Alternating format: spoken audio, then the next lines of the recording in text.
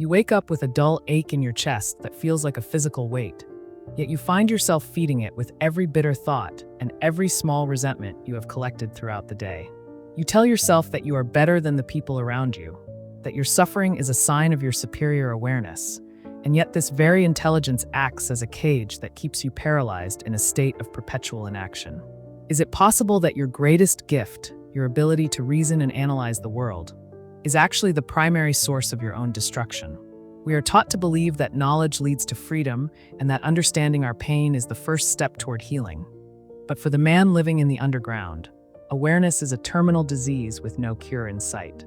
He is a man who knows too much to be happy and is too spiteful to be silent. He is a living contradiction who finds a perverse pleasure in the very toothache that keeps him awake at night. This internal conflict is not a mistake of character, but a fundamental flaw in the human design that Dostoevsky forces us to confront without the comfort of easy answers or modern platitudes. If the world is a rational machine governed by the laws of mathematics and logic, then every human action should be predictable and geared toward personal benefit. We should naturally choose the path of least resistance, the most comfortable chair, and the most logical partner to ensure our continued survival and prosperity.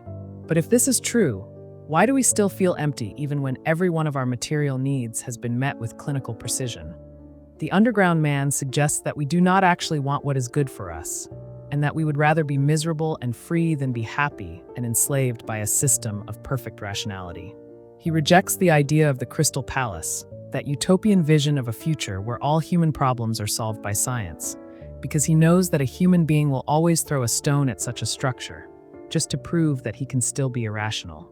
At first, this seems like madness or mere obstinacy, but it hides a deeper problem regarding the nature of human desire and the terrifying cost of absolute certainty. You often find yourself staring at a wall that you did not build, a barrier composed of the laws of nature and the cold indifference of a universe that does not care about your desires. This wall tells you that 2 + 2 = 4, that you are a biological organism bound by gravity, and that your dreams are nothing more than chemical reactions in a dying brain. Most people see this wall and accept it with a shrug of their shoulders, finding comfort in the certainty of facts and the safety of the status quo. However, the man of heightened consciousness cannot help but beat his head against that wall until his forehead is bloody and bruised, not because he thinks he can break it, but because he refuses to acknowledge its authority over his soul. And it is this refusal to submit to the inevitable that defines our humanity, even if that refusal leads to nothing but more suffering and a deeper sense of isolation.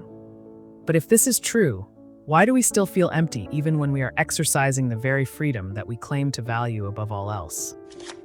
There is a terrifying logic in the idea that we might actually love our pain more than we love our pleasure, because pain is the only thing that truly belongs to us in a world of borrowed opinions and shallow gratitudes. When you suffer, you are reminded that you are an individual who is distinct from the mass of humanity that moves in lockstep toward a programmed version of success. The more control you seek over your life, the less control you actually have, because the very act of seeking control is a submission to the social rules that define what a successful life should look like. We are terrified of being seen as unlucky or pitiful, yet in our secret hearts, we cultivate our misery like a rare flower that distinguishes us from the happy, mindless sheep in the pasture. Can we ever truly be free if our freedom is only expressed through the destruction of our own well-being? Or is this just another trap designed to keep us occupied in our own private hell? The underground man would argue that the destruction is the point, for only in the ruins of our lives can we find the evidence of our own agency. Imagine yourself at a dinner party surrounded by people you despise, yet you are desperate for their approval and terrified of their laughter, even as you plot your revenge against them. You speak words you do not mean, you perform a character that is a caricature of your own worst impulses, and you go home feeling a shame so deep that it makes you want to crawl into a hole and never come out again. This is the social exile of the underground, a state where every human interaction is a battleground of ego, and every gesture of kindness is viewed with a cynical suspicion that poisons the air. We believe that we are independent thinkers who are above the petty drama of the world, but we are actually more tethered to the opinions of others than we dare to admit to ourselves in the dark. The underground is not a physical place beneath the city streets, but a psychological state of being where we are both the prisoner and the jailer of our own wounded pride. We seek connection only to destroy it the moment it becomes real, proving that we are incapable of living in the light. At the end of the day, when the lights are low and the silence of the room begins to press against your ears, you are left with nothing but the same tension that started this entire journey.